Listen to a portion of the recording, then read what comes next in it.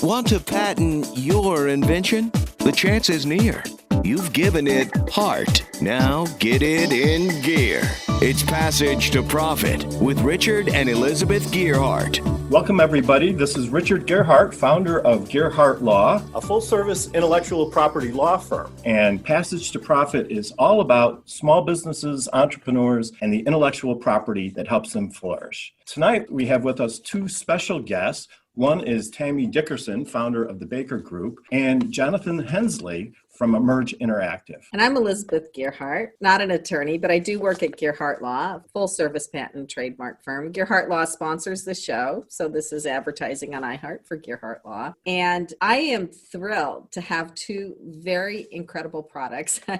We're sitting here on Zoom, and I can see one of them in the background of his screen, a stuffed waffle. Oh my gosh, I cannot wait to hear about that. And then the other one is an exercise device, which is very easy to use and can be used in a lot of different places. So Curtis Kennedy and Mike Bradford will be talking later, but first we have to do the IP portion of the show. Well, I don't think we should say we have to do. I mean, this is the part we get to do. This is the piece that the audience tunes in for week after week, right? Okay, so I am going to go first with a patent palooza. So this has kind of become our funny patents part of the show. So when you see the YouTube video, we'll have our video editor splice in a picture of this so you can actually see it. But this guy got a patent in May 2003 where you can put studs in your eyebrows and then you can attach eyeglasses to the studs in your eyebrows. Whoa. And you could also attach them to nose studs. So you can drill into your nose and hook the glasses on. Hey, for people who like to put metal on their face, this is like the perfect fashion accessory. I haven't seen that anywhere, though, I gotta say. So that was a patent that was came out in 2003, but it just goes to show you that people come up with really great ideas. I actually think it's a good idea. I actually think if I was a kind of person that liked to put stuff on my face, it'd be so much better than like pushing up your glasses all the time. People have been making holes in their ears for earrings forever, so why not your eyebrows and everybody else, you know? Yeah, but you think of all the facial hardware now that could be used to hang things. Like if you wanted a temporary beard, maybe you get a couple studs here and you hang a beard on your chin. I don't know. But I don't know about that. But anyways, enough of that. I think we beat it to death. So now Richard gets to talk about something everybody loves, Apple and Fortnite. Ha ha. Right. So as you know, intellectual property is a big deal in big business. And have you ever wondered how Apple makes all of its money on the App Store? Do you know the answer to that question? I do, because I cheated and I looked it up. They charge for every little tiny thing. So if you're inside a game and you have to buy a hatchet to break through a window, they get 30% of whatever you spend on that hatchet. 30% of everything that runs through an app downloaded on the Apple App Store. And if you charge for your app, they get 30%. So it's like, no wonder they're a $2 trillion company, right? I mean, this is really, in my opinion, a pretty high charge when it comes to royalties, because most royalties for licensed products usually run in the 5 to 10% range. 30% is a big hunk. Well, Epic, who developed this game called Fortnite, has been suing Apple because they think that Apple is charging too much. People get hooked, right? Because you're playing against other people on your phone and you've got teams, or you can do it individually, and it's fight to the finish, last person standing wins. So people are really into this game. A lot of people are. Yeah, so does it encourage violence or does it get it out of your system? Oh, no, it encourages teamwork because you're all ganging up as a team on somebody else. So all sorts of different possible lessons can be drawn from whatever it is. Millions of people are hooked on this. And if you're in the mood for a good fight, I guess that's where you can find it and do no damage. But not anymore. Not on your Apple phone, not the latest release. No, so what Apple did was they banned Epic from the platform because they weren't following Apple's terms and conditions. And because Epic tried to make money by not going through Apple, by offering special promotions directly through the software, and Apple didn't like that, so they banned them from the platform. The fourth release. I think you can still play the third release on the platform, but like the new one that came out, if you have an Apple phone, you can't play it. So Epic is charging Apple with antitrust violations for this behavior, and it's all tied up in the courts, and I guess we'll find out soon what the actual resolution is. Right, so it goes way beyond just this one game, obviously. obviously, because this is how all these apps work, right? Whoever hosts them gets a little bite of the pie every time something happens. And so it could affect the whole industry. Yeah, I mean, it's an interesting debate. Would Epic be as popular as it was if it didn't have an Apple platform to launch the game on? Maybe the 30% is justified. On the other hand, it does seem like a pretty big bite. So, on the other hand, if you wanted to play the game and you didn't have an Apple phone, would your next phone be a Droid or something? Like, Apple could be hurting themselves. So lots of interesting questions, few answers, but we'll keep you posted on what's coming up in this epic battle. Epic battle. Actually, a Fortnite contest between two epic contestants. So. Yeah. So now it's time for the guest portion of the show, and I'm just absolutely delighted to introduce our first guest. Her name is Tammy Dickerson, and she's the founder of the Baker Group. And if you are in the mood for an event, Tammy is the one you want to see. I'm in the mood. I want to go to an event.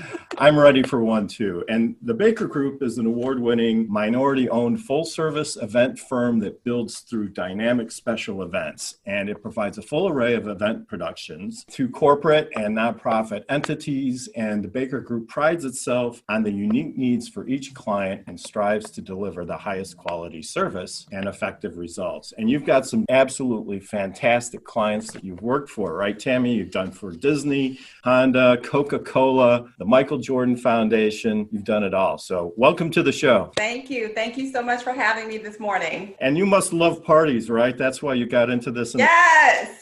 I've always, my mom says I've always been an organizer, even when I was a little girl, whether that was, organizing my dolls or making sure that I organized all my own birthday parties, family reunions, you name it. I've just really always been an organizer, and I found the passion for what I love a very long time ago. So I do enjoy it. So you're doing this to build brands. So Kenya probably can really relate to this because she does the same kind of thing at iHeart. And we were wondering, how are you doing it now?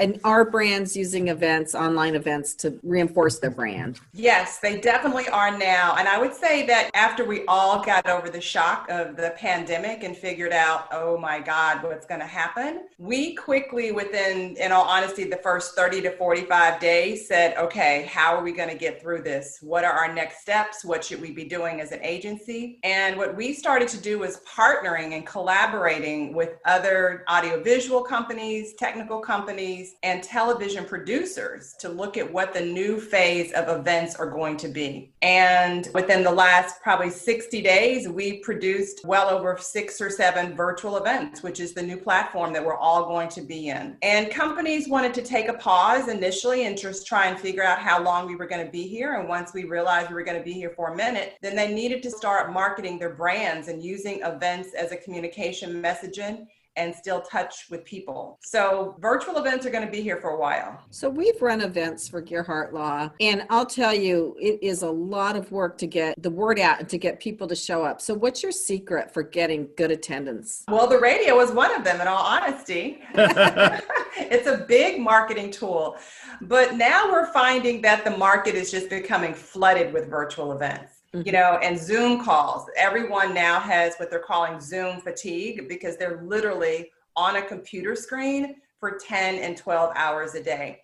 But we found that the internet and the radio is our best friend. And we just really work on creating interesting graphics and marketing strategies to communicate to people about our event, really figuring out what's that competitive edge and what makes our client's event different from what's out there in the marketplace to use outreach and digital marketing in our events. So how do you make the events special? I'll just give you an example. We haven't done this, but I've always wanted to. So I once met a marketing guy about 15 years ago. We're talking of brainstorming marketing ideas. And he says, well, why don't you, every time somebody gets a patent from Gerhardt Law, you send them a little bottle of champagne and you have this virtual toast to commemorate the event.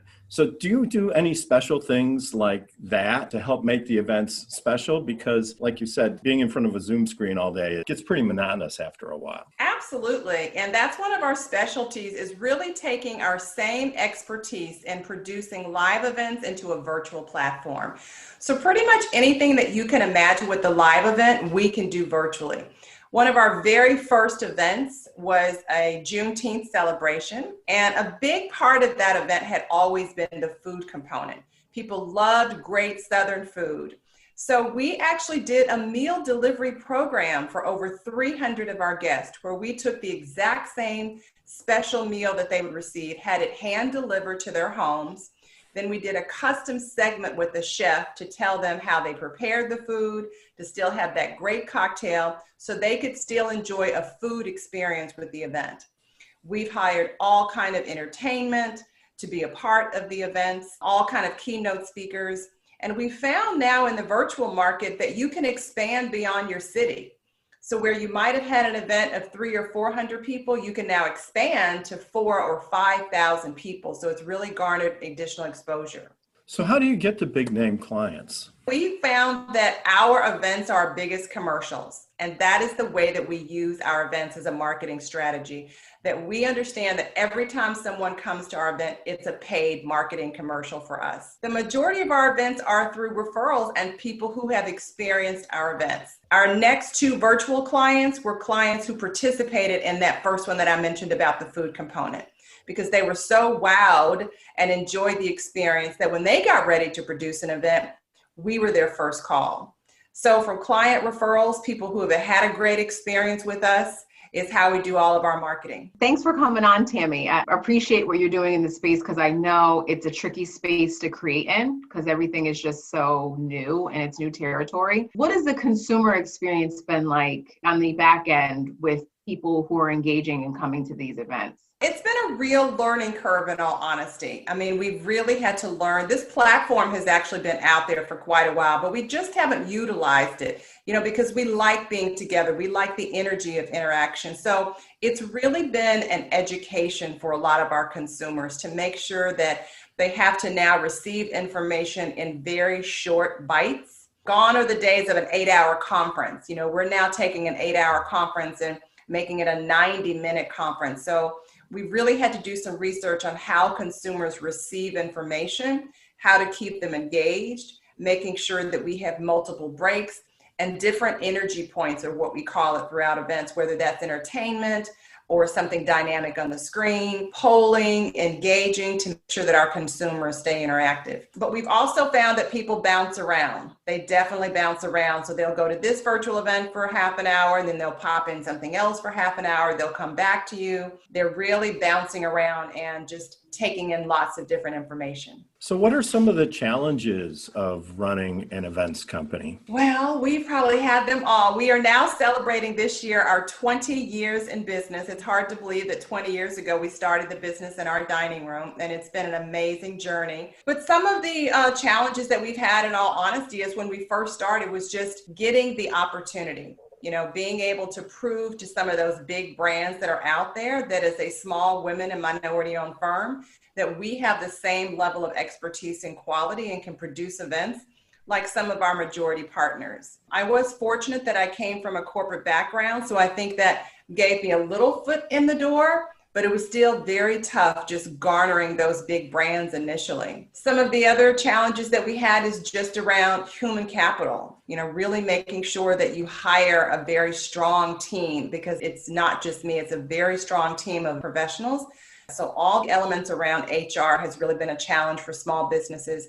Everything from insurance and being able to provide insurance to your employees to benefit plans, et cetera, has been a challenge. So do you have preferred caterers that you use for this food so that you can rely on them? I mean, I could imagine that could be a problem if the caterer doesn't show up. Yes.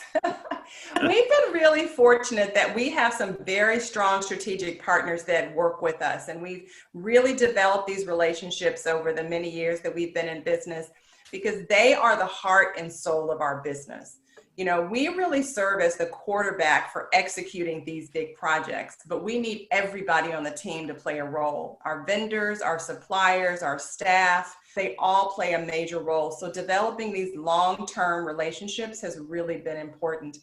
And we also try and work with as many women and minority-owned firms as possible, because we believe in that philosophy. So, referrals from other companies to try new vendors and caterers and you name it, we've definitely been doing that over the last couple of years. But they're the backbone of our organization, and they've really been supporting us. Richard had a question. What was the funniest thing you ever saw at an event? Did it involve alcohol? Do people get drunk during these virtual events? We've definitely had those times when we have, and actually now that you say that, that probably is one of the funniest things that had happened to our event. We actually had a nonprofit client and we were doing a fundraiser for them.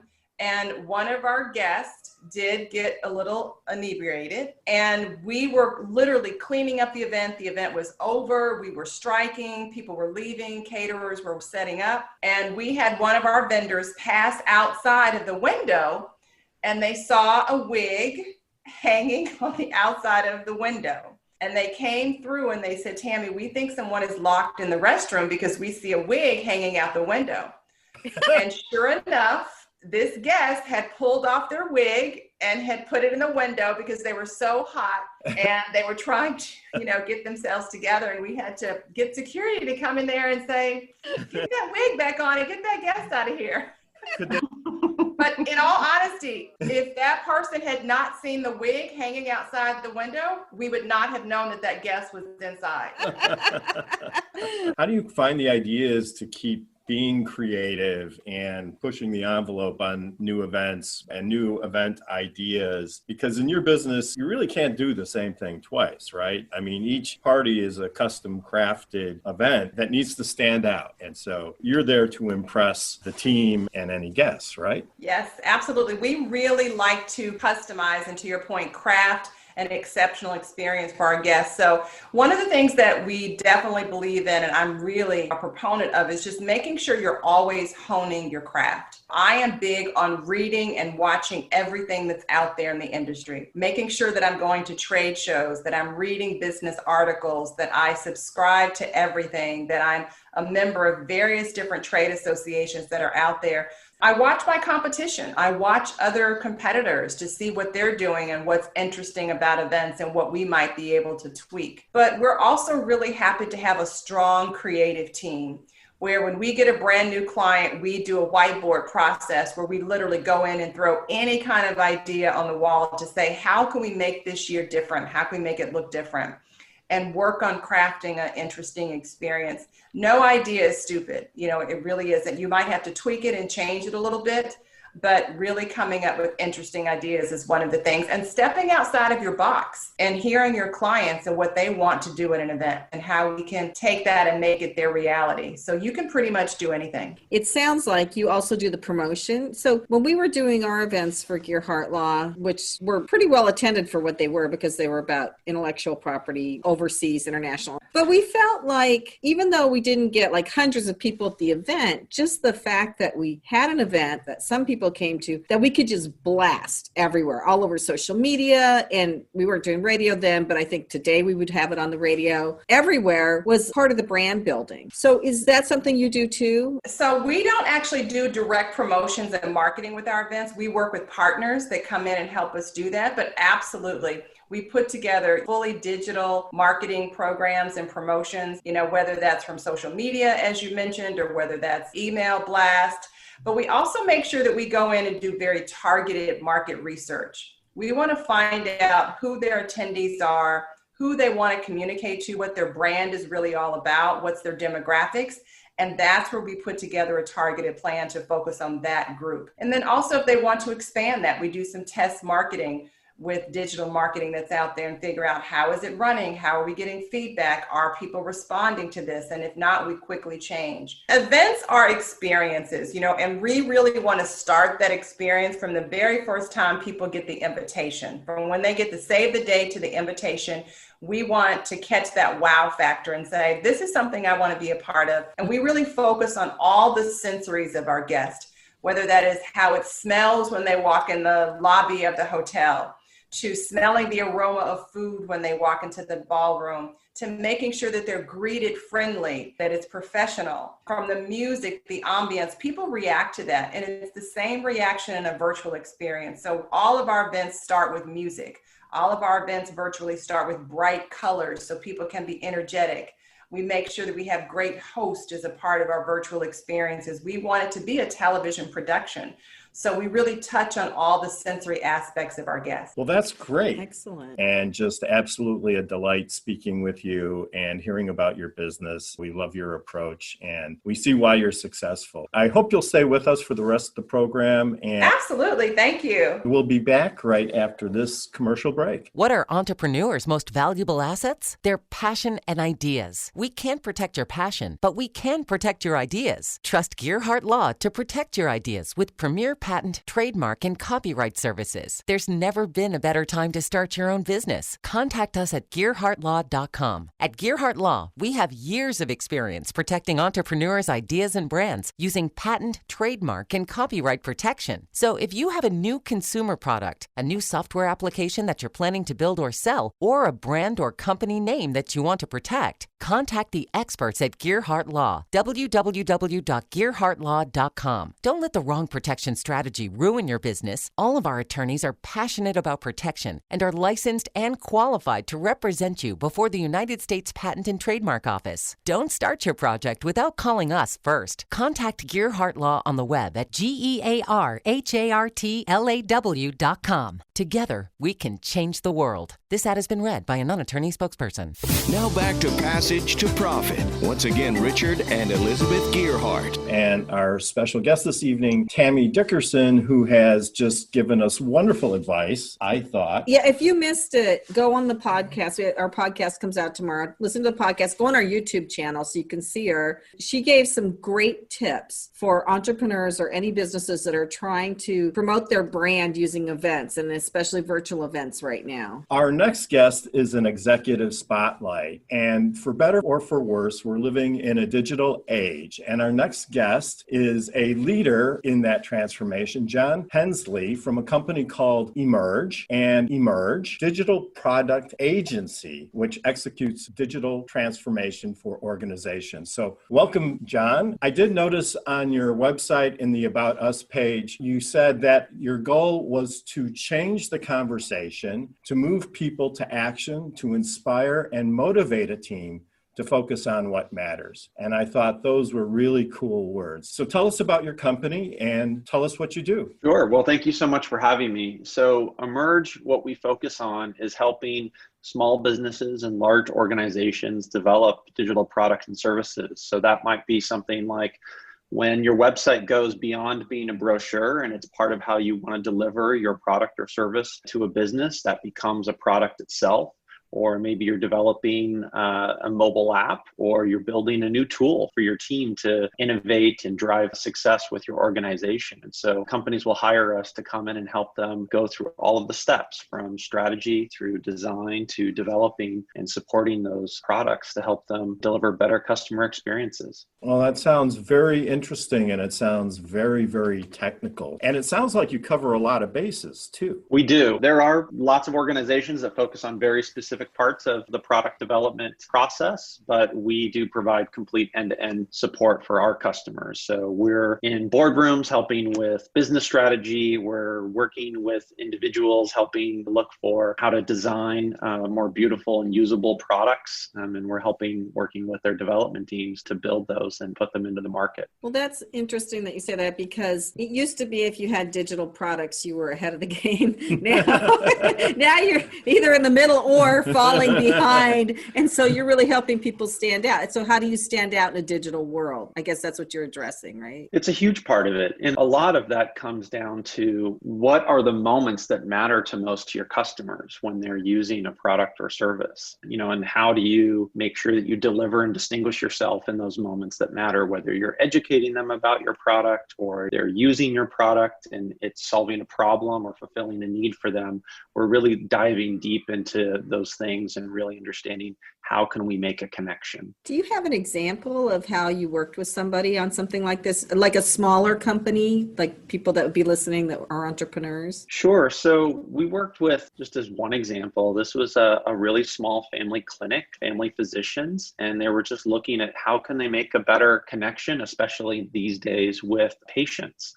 And so they really spent time understanding that one of the most difficult things for these parents were taking time off of work in the middle of a busy work day and being able to schedule appointments and make that appointment. And it can sometimes come with a lot of anxiety and some nervous and scared children that don't want to go to the doctor and don't want to get a shot. And so we really looked at that and we said, well, how can we make that a better experience, and how can your website support that? So we looked at that and really helped them develop a stronger web presence so they could help parents schedule at different hours very easily. We set up automatic communication so they could create a story with their kids to make that a better experience as they would move through and come into getting care and really make a difference, making it easier for parents. The website would actually give an explanation about why we were going to the doctor. This is what was going to happen. This is why we're going to do it. And in that way, the child would feel less anxiety on the way to the doctor's office. That's exactly right. That's really innovative. Does it work with cats? Because we have cats.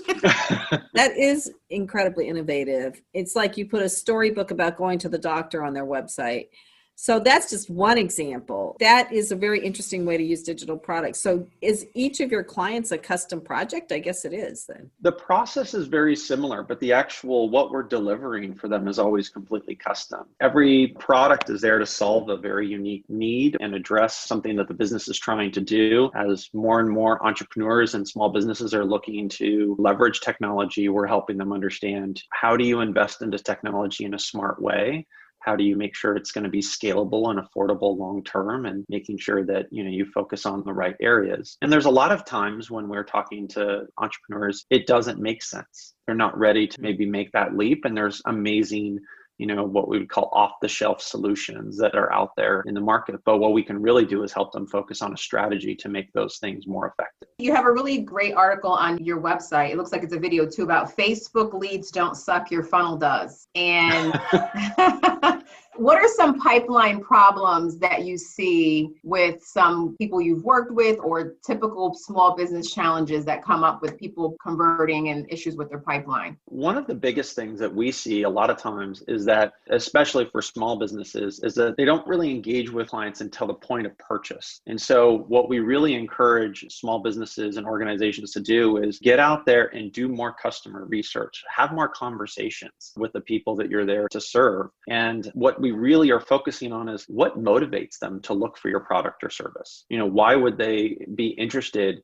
in what influences them choosing your product or service over another? And a lot of times that becomes transformational for an entrepreneur or their organization, especially for a marketing team that may be used to some more traditional approaches. And that approach is really at the foundation of it is really around empathy. How do we empathize with our customers and understanding their situation so that we can build a better connection? We're bringing the expertise at every stage to help them understand what are the steps they need to take, how do they take them effectively. I think there's so many options out there and so much noise right now that a lot of times it's really difficult for people at any level of business to find out, how do I approach this so I can actually produce a measurable result for my business? And it's very difficult to do that if you only focus on one piece. So taking that really holistic approach and really understanding your customer as one of the pillars, if you will, for doing that is essential to that. And that's really the cornerstone of what Emerge is doing for clients. We have just been talking to Jonathan Hensley, and before him we had Tammy Dickerson on Passage to Profit, the Inventors Show with Richard and Elizabeth Gearhart. And if you missed any of it, you really should go back and listen to the podcast tomorrow, or go look at it on our YouTube channel, because these people really know how to succeed in business and help you succeed. So we'll be right back. There's never been a better time to start your own business. The opportunities are infinite and only limited by your imagination and enthusiasm. At Gearhart Law, we believe the most successful companies all have one thing in common. They start with a solid foundation first. Gearhart Law has years of experience protecting entrepreneurs' ideas and brands using patent, trademark, and copyright protection. So if you have a new consumer product, a new software application that you're planning to build or sell, or a brand or company name that you want to protect, contact the experts at www.gearhartlaw.com. Our professionals will create a custom strategy designed to fit your needs and your budget, all All of our attorneys are passionate about protection, licensed and qualified to represent you before the United States Patent and Trademark Office. Don't start your project without calling us first. Visit GearhartLaw.com. Together, we can change the world. Visit GearhartLaw.com. This ad has been read by a non-attorney spokesperson.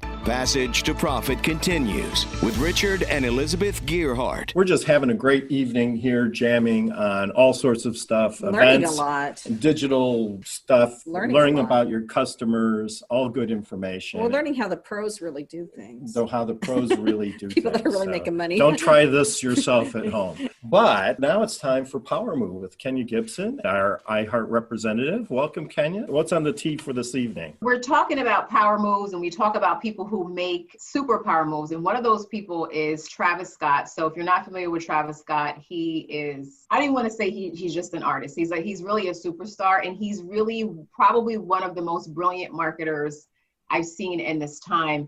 He, was very clever. COVID shutdown, experiences, concerts where a lot of artists typically make their money and make their living. And he got really clever and started hosting virtual concerts. He started doing stuff with Fortnite and really has just kind of leveled up to a whole nother stratosphere of marketing, especially in the entertainment space. And what he's done recently is a joint partnership with McDonald's, which has never been done before. I mean, McDonald's has used people in the past to endorse them, but he actually has come up with his own meal. It's the Travis Scott meal, and everything is co-branded all the way down from the spray to the burger. And he's actually come out with merch. There's co-branded merch that he's come up with McDonald's, and it's flying off shelves. My daughter actually wanted a $100 Travis Scott sweatshirt, and I was just like, I don't know.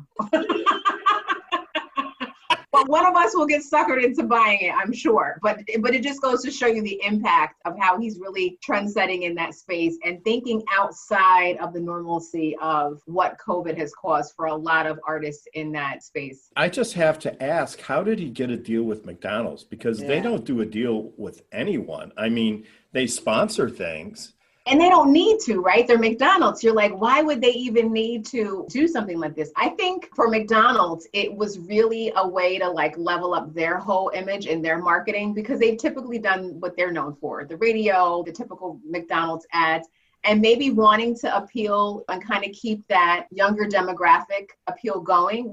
Think about the strategy of McDonald's. There's a thing in marketing called the McDonald's effect, where they brand you from the Happy Meal all the way to the Big Mac. For life. So now this is a modern day version of using an influencer like Travis Scott to keep that same effect going. And with McDonald's reach, Travis is going to be getting a lot of attention. Oh, and he'll be bringing them a lot of attention likewise. So, I mean, he's already causing problems for their inventory. They've run out of supplies to even facilitate these meals because they're selling like crazy. So now they have a supply issue, which is kind of a good problem to have. Boy, that is amazing. I'd sure like to talk to their marketing people. But to what Jonathan was just saying in the last segment, if you don't get brand new ideas like this in the digital marketing age, then you're at a standstill. I couldn't agree with you more, because I really thought McDonald's marketing was getting really stale. It was the same stuff over and over again, all very professionally done, but it was getting boring. So I think this is a great strategic move to bring somebody in and shake things up a little bit. But I hope the McDonald's executives are listening to me now.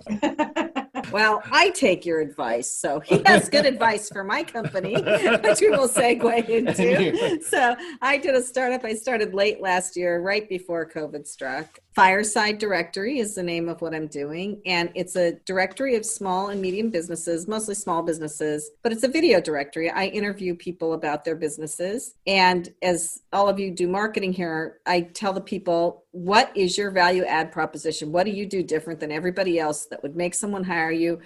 You got 10 seconds to get that across in this, because after that, people either want to hear more or they're gone. So I coach people on how to do these videos and present themselves and try to help them figure out what is the value add for what they're doing. And then we have a conversation kind of like this, only they get to talk a lot more. I talk a lot less. And then I put them on my YouTube channel and on my website, which is a directory website in whatever category they belong in. And the videos are anywhere from 5 to 10 minutes. Kenya just did one, which I'm going to post soon. And I think they're a lot of fun. I'm having fun doing it. Why am I doing it? Because I started for lawyers and I thought people feel like when they call a lawyer, they're going to start paying the minute they pick up the phone. So if they could see a video of the lawyer or like 5 different lawyers, like let's say you're looking for, I don't know, a real estate lawyer who you think is going to be really good. Maybe you want to look at 5 different ones, but you don't want to call their offices. You just flip through these videos and you get a lot more information a lot more quickly than if you're trying to read a bio and looking at a headshot. So that's where it started. And I started having people come to video studios since COVID. We're doing it all by Zoom, which people seem to love. And now everybody's used to being on Zoom. So I'm getting a lot of people. I have about 70 videos now. Not everybody's on the website yet, but when I hit 100, 50 to 100 people on the website, then I'm going to start. We should have an event. Right. To try to bring people to the site. But one way I am going to do that is with iHeartRadio. So, we have a relationship with iHeart. This show is paid promotion sponsored by Gearhart Law. But iHeart has all sorts of digital marketing, all sorts of solutions for different things. But honestly, when I have the money, I would put this on some of their popular shows where young people are listening and maybe want to see a video before they call somebody. I think that's really interesting because our daughter is a millennial and she would much rather text than like call somebody on the phone. So she'd rather order a pizza off of her phone than like call the pizza place.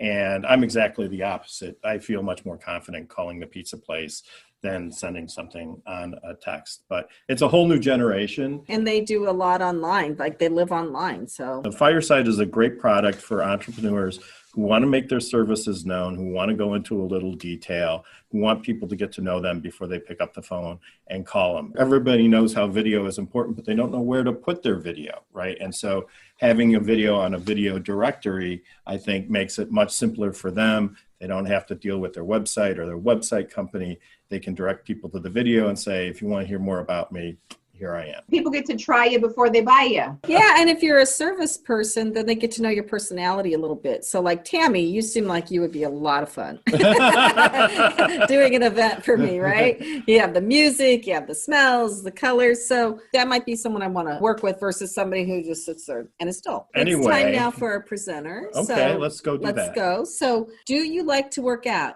Do you hate to work out? Do you need something that makes you want to work out? Well, Curtis Kennedy has a solution for you. So welcome, Curtis. Yeah, thanks a lot for having me on, guys. Really happy to be here. So tell us about your product. So it all started from a personal problem of mine. I've had back and muscle pain for as long as I can remember. I was rolling around on a golf ball on top of the ground since I was 11 years old on a daily basis. And I really just believed that there was a definite need for a better solution, considering back and muscle pain are one of our world's most common health problems. So I was studying mechanical engineering at university, and I knew I wanted to start a business and have it running by the time I graduated. So I got thinking about these different ways I could solve the problem that I was having of having to lay on the ground on top of a ball, and eventually came up with the idea for VertiBall after 220 different iterations of it. But it essentially is a muscle care device that uses an industrial grade suction system to mount itself onto walls. So you can place it at specific heights in accordance with where your pain is on the hard to reach areas of your back and neck. And then you have the freedom to apply as much or as little pressure as you feel necessary, just simply by leaning back on it and rolling across the ball's surface. So we're developing a wide range of different attachments that go on to what we refer to as the mobile mounting system.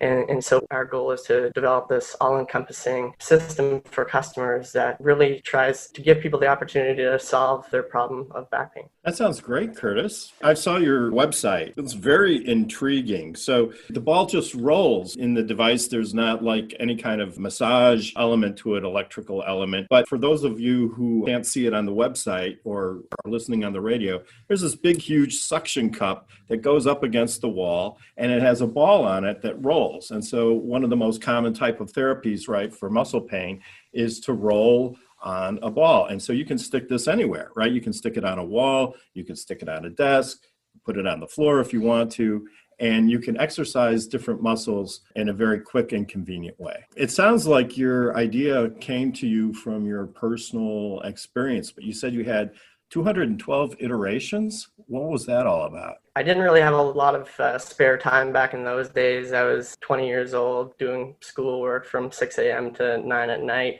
And I didn't really know how to do 3D modeling, but I kind of learned and picked it up over time. And my university had a makerspace with about 20 3D printers. So I would do a design, I would print it out, test it. I'd bring it up and down the university campus, get feedback from people, see what they liked, didn't like. And that's actually a source of where we got a lot of our great ideas. People suggested, well, what if you had, a different attachment that did this or something that did that? And so I found that it was a very valuable experience going out and getting feedback from people out of the gate. And the feedback is really what drove all those iterations, trying to create a solution that could solve the needs of the people that we were speaking to. That's great, Curtis. We wish you much success. I want to get a VertiBall. It's VERTI ball.com, because I think it would help me work out more, because one thing I suffer from is sore muscles, and I don't take Advil or any of that stuff. This is actually related to our next presenter, because if you work out more, because you can use the VertiBall to soothe your muscles, then you can eat more. And this, I've been waiting to talk to Mike, but I think we have to take a break first, right? We'll be back right after this. Hi, I'm Lisa Askley's the Inventress, founder, CEO, and president of Inventing A to Z. I've been inventing products for over 38 years. Hundreds of products later and dozens of patents. I help people develop products and put them on the market from concept to fruition. I bring them to some of the top shopping networks in the world: QVC, HSN, eVine Live, and retail stores. Have you ever said to yourself, someone should invent that thing? Well, I say, why not? Make it you. If you want to know how to develop a product from concept to fruition the right way, contact me, Lisa Askley's the Inventress. Go to inventingatoz.com, inventingatoz.com. Email me, lisa@inventingatoz.com. Treat yourself to a day chock full of networking, education, music, shopping, and fun. Go to my website, inventingatoz.com. Now back to Passage to Profit. Once again, Richard and Elizabeth Gearhart. So you have to introduce Mike, because you've been looking at his picture. His background on Zoom here. On Zoom, and you've been bringing it up every break. So Mike is sitting in front of his product. Wonderful is like wonderful, but it's spelled differently because it has the last letters of waffle on the end. So it's a stuffed waffle, and the one I'm looking at looks like a breakfast waffle. It just is has been making me hungry the whole show. So welcome, Mike Bradford, and tell us about your product. Well, Wonderful is it's a brand of patented cooking devices that allow you to make Belgian-style waffles with any of your favorite foods stuffed inside. And, I kind of like to take the idea of chicken and waffles. It's very popular nowadays, but this allows you to make chicken stuffed waffles. So you can take your waffles on the go. Waffles, at least how they're eaten in America, usually are a sit-down meal, something messy if you would want to take on the go. But a lot of us need to eat on the go and like to eat on the go. So sandwiches are great for that, but why not waffles in that case? So this device allows you to do that. And you can cook sweet dishes, sweet meals, savory meals, breakfast, lunch, dinner, any type of meal there. If you have an alternative diet, you can use different types of batter. Chaffles are really popular now, so it's just the egg batter in a waffle, gluten-free, vegan, different types of deals. So it's really an empty canvas for you as a cook to be able to create your own meals. And it's just all this concept of a waffle. And so it's designed to make that process really easy, and not only to cook it, but also to remove it once it's being cooked, and also to clean it and store it. So it's just a fun product to work with, and I'm glad to be able to share it with you guys. Well, that's great, Mike. And again, for our listeners on the radio, you can't see a picture of the waffle in the background, but it's mouth-watering. So check out the episode on YouTube, and also go to Mike's website. Mike, can you describe the shape of the waffle maker? Because I think that's really important for people to understand. One is specified as the stovetop waffle maker. So you can cook on electric stoves, gas, or even on an outdoor grill, a solar grill if you have one. Those are really cool. So it allows you to be able to cook on the go. And it's really small. It's a circular device, so it makes the circular style waffles. The waffles themselves are about 2 inches thick or so. And so with the way that it does, and part of the The patented part of it is it allows you to be able to have enough volume in your waffle to stuff any types of food in it. This image that you're looking at behind me is actually an omelet stuffed inside of a waffle. So the process is you pour a little batter on the bottom of the pan. It has a top and bottom pan, and then there's a circular type of pan around it that's kind of a crescent shape. And it's made, it has like a scissor action that is used to extract the waffle once it's cooked. But you pour batter into the device, you add your stuffing into it, or whatever food you're going to stuff into it, and then you pour a little bit more batter on the top of that, and that encloses that food that you've put inside of it. And so you cook on both sides over medium heat, and then you have your waffle when you're done with it. So it looks like a normal waffle, except it's thicker.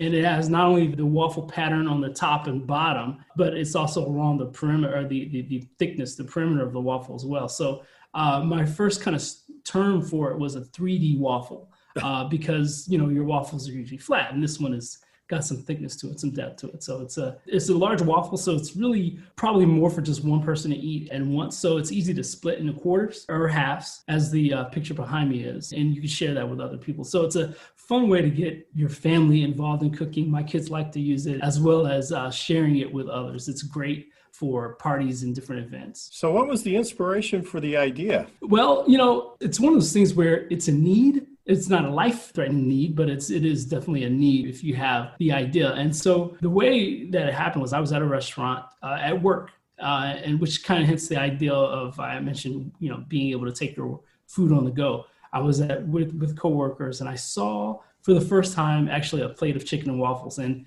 I make a joke about that because I've heard of it, but and I always thought, why would anyone eat that together? But when I saw it, I thought, wow, it really looks good. And I was upset that I hadn't ordered it. However, I did think, though, one of the problems was it was just so large, it almost fit the entire plate. And I realized, well, you can't really take this on the go. And I wondered if there was a product out there that lets you make like a waffle sandwich. And I couldn't find one. And as Curtis as well, I have a degree in mechanical engineering, and I do 3D design. And so I was able to design one myself and built the first prototype. And at an event with friends, I cooked some of these waffles, and people were asking about them. And so from there, I just started the process of trying to get it manufactured. Do you have a patent on the design? It is a utility patent, actually. I would think. Well, he's a mechanical engineer after all. He knows about that kind of stuff. Well, thankfully, I found a patent attorney that works with small businesses, small inventors, and he understood budget is a real constraint. And so he allowed me to do a lot of the provisional patent writing process. And I drew all of the drawings. But when it came to the non-provisional and the claims, that was stuff way beyond my pay grade. And so obviously he handled the bulk of that. There's a lot of review. I was, really involved in that process, and I learned a lot. Not enough to be able to do it professionally, but I did learn a lot about my product and the patent process. And that's great that you found somebody that is willing to help. And if you are an entrepreneur, you're looking for representation, that's one of the advantages of choosing a firm that specializes in working with entrepreneurs. They will help you get a start and get something on file so that you have a filing date and you're protected and you can move forward with the business and then, fix it up later on. And there's a lot of larger law firms that don't like that approach because they want to do the whole thing themselves. So if you are thinking about protecting your idea, it's good to find a firm that specializes in working with entrepreneurs because they have that flexibility and they understand the entrepreneurial budget. Should I spend money on a patent or marketing? You don't necessarily have a big budget for everything. And you forgot one very important point. You should call Gerhardt Law. That's kind of what you do. We'll certainly help anybody and answer anybody's questions. We'd be delighted to do that. But I think one thing that we do at Gerhardt Law is we don't just throw a patent at you if that's what you came to us for. We help you strategize and decide the best way to spend your money. And we also have associates that we can refer people to. And in fact, Mike, I wanted to reach out to you and see if you want to meet one of our associates who helps people get onto QVC. I think this would be a great QVC product. So Mike, thanks so much for coming on and breathing new life into the world of waffles. I'm sure you're delighting waffle lovers everywhere. Yeah, when will these be back in stock? They're currently in stock now, limited supply. You can actually buy them on wonderful.com, and they're a limited number on amazon.com as well. And if you miss out, probably by mid-October, the next shipment will be available in early November. So before the Black Friday, we'll have new product in. Great. We're a hot commodity. Bum, bum, bum. We're having fun here on Passage to Profit, but we have to break for this commercial, and we'll be back right after that. What are entrepreneurs' most valuable assets? Their passion and ideas. We can't protect your passion, but we can protect your ideas. Trust Gearhart Law to protect your ideas with premier patent, trademark, and copyright services. There's never been a better time to start your own business. Contact us at GearhartLaw.com. At Gearhart Law, we have years of experience protecting entrepreneurs' ideas and brands using patent, trademark, and copyright protection. So if you have a new consumer product, a new software application that you're planning to build or sell, or a brand or company name that you want to protect, contact the experts at Gearhart Law, www.gearhartlaw.com. Don't let the wrong protection strategy ruin your business. All of our attorneys are passionate about protection and are licensed and qualified to represent you before the United States Patent and Trademark Office. Don't start your project without calling us first. Contact Gearhart Law on the web at GearhartLaw.com. Together, we can change the world. This ad has been read by a non-attorney spokesperson. Now more with Richard and Elizabeth. Passage to Profit. If you missed the show, if you're just turning in now or you missed any piece of it, the podcast will be out tomorrow. We'll also be on our YouTube channel. And I just think we had amazing things on here today, and I kind of want to go over what we talked about. So I think we went in a lot of different directions, but brought it all together. So our guest was Tammy Dickerson with the Baker Group, and her website is tbakergroup.com. She is doing completely out of the box virtual events for brands, for companies trying to develop their brands and keep them relevant during COVID. So let's have a party. I'm ready. And then we had Jonathan Hensley, Emerge Interactive. If you think you know what digital marketing is and how creative you can be with it, you don't. So talk to Jonathan. He's a master. I think you should check him out. So it's emergeinteractive.com. And then we heard from Curtis Kennedy with Vertiball, Vertiball. If you have sore parts that need to be massaged after you work out or whatever, like the back of your neck or your shoulder or something, he's got a device that is incredibly clever and useful for that. Stick it on the back of your office chair and you can just move your head back and forth all day. That is something you should definitely check out. Finally, we've been sitting here the whole show looking at this stuffed waffle behind Mike Bradford, and I'm just like, oh my gosh, I'm getting so hungry. He has a machine that helps you make your own stuffed waffle, so you can feel like you're going out to breakfast or you're going through a fast food thing, but you did it all yourself, and it's really fun. And I'm going to have a snack after the show. Yes. The name of his company is Wonderful, like Wonderful Waffle, kind of WONDERFFLE,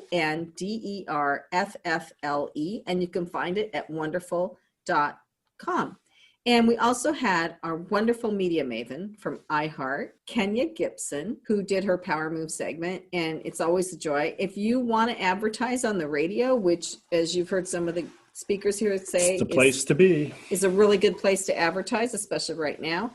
Talk to Kenya Gibson. It's Kenya Gibson with a P at iHeartMedia.com. They have an array of things that they can do for you, and not all of them are super expensive. So if you want to do a little bit of advertising through iHeart, talk to Kenya. Yeah, absolutely. And we'd also like to thank our producer, Noah Fleischman, for taking this and putting it together in all sorts of fantastic ways, making us all sound really good on the radio. Thank you, Noah. And don't forget to like us on Facebook, Instagram, and Twitter. And subscribe to our YouTube channel, Passage to Profit. So everybody that goes on here gets on our YouTube channel. The more people subscribe, the more people will find it, and it'll help with your promotion too. So please subscribe to our YouTube channel, Passage to Profit, The Inventor Show. Please do, and check out Fireside as well. Yes, fireside.directory or fireside directory for YouTube. So this has been Richard and Elizabeth Gearhart, Passage to Profit, WOR 710, the voice of New York.